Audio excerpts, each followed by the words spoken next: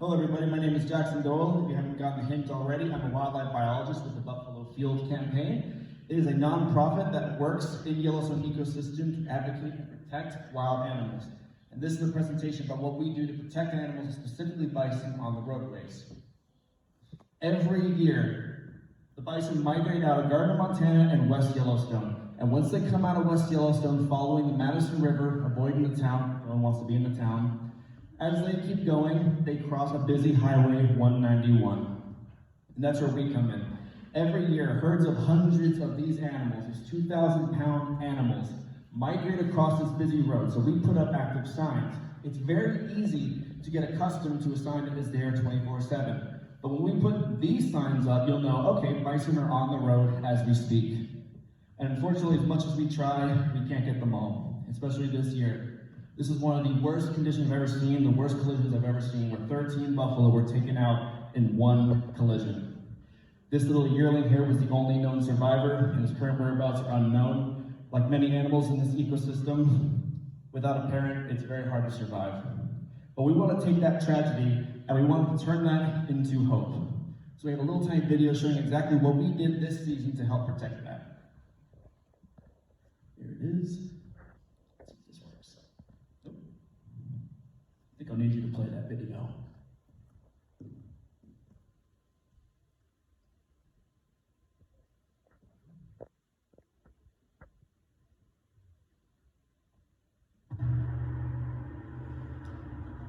Each spring, the Yellowstone bison must cross Highway 191 to access a safe place for their calves' first steps.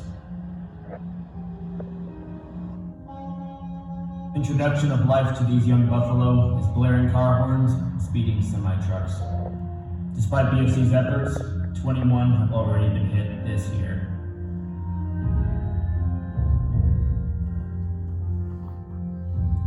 "2023's intense winter has created thick snow berms, some as high as 5 feet, a barrier for the bison families migrating outside of the park. This drove BFC to action. Working with the Montana Department of Transportation, we have constructed several corridors for these wild migratory animals.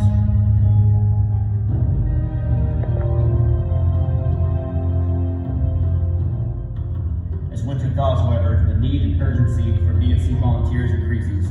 We need you to help us get the baby bison across this busy highway to safety.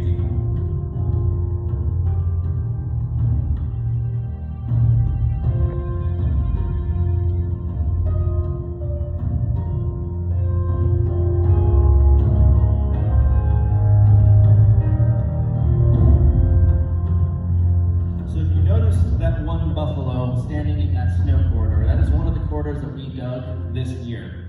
We've had a lot of success with this program. We have done this in the past, but never have we had a winter this severe. In the last 13 years, it has not been this intense. We had berms over 6 feet, we found out, even higher than that. And even still, Horse Butte is covered with snow. If you build it though, they will come. We gave them a simple little tiny corridor, and in 3 weeks we have 8 individuals captured on trail cams using just one of them. And currently to date is over 20 to 30 animals, and we haven't even had a full migration yet. Whether those bison were hit was right in an area kind of like shown on that map before. They come out of the park and they branch off following this river right here in the Madison Arm corridor. Looking at our field notes from the last 20-ish years, from 2007 to 2023, we can see where the bison migrate out of the park every year. These dark centers here are common areas where the bison roam. We can see 2 clear locations where the very dark centers are most present, Madison Corridor and the Duck Creek Corridor.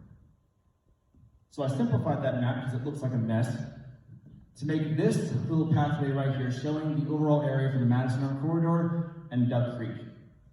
These 2 main roads are the ones that they use, and this common location is where we believe a wildlife bridge should exist.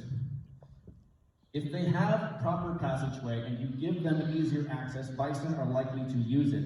Bison establish herd knowledge, they establish migratory routes that pass down thousands of generations. So we believe if you give them a bridge, if you give them a structure that avoids a dangerous road so their calves don't have to access it, they will use it.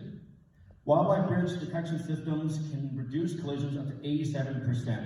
wildlife bridges being the most effective, some up to 100% reduction in highway mortality. This is a little hypothetical doodle we had created to show our idea for this bridge. Basically, this continues onward. The road would go underground, past the tunnel, and then cross to the bridge as normal, giving the bison this migratory corridor that they use every year. Grizzly bears use this corridor as well, and just this year, a moose got hit. Grizzly bear came out to eat that carcass, and he was also hit. Grizzly bears are endangered animals in the ecosystem, and in Banff National Park, we have proof that grizzly bear genetics improved with the wildlife bridge, even with the fencing. Bison, animals, all wildlife have easier access to other animals of their own kind to increase genetic diversity in their populations by crossing these kinds of structures. So we ask you to support the wildlife bridge. This little QR code goes to a change.org link that we have that goes to support this bridge to kind of prompt the federal and state agencies to do better for our ecosystem, do better for the bison, do better for the grizzlies. Banff National Park, the first national park in Canada, has over 40 wildlife corridor crossings. How many crossings do you think Yellowstone National Park has? I want someone to throw out a number. Exactly, nothing. That is inexcusable. The first national park in Yellowstone, and we have nothing. The only road in the United States where wild bison migrate, and we have nothing. That is unexcusable. That is a shame. It's shameful for our park system. So we say we need to build a bridge, and with the new grants coming in, the new law that offers $350 million to build bridges, we think national mammal for Yellowstone National Park in the United States deserves that bridge. So thank you for your time.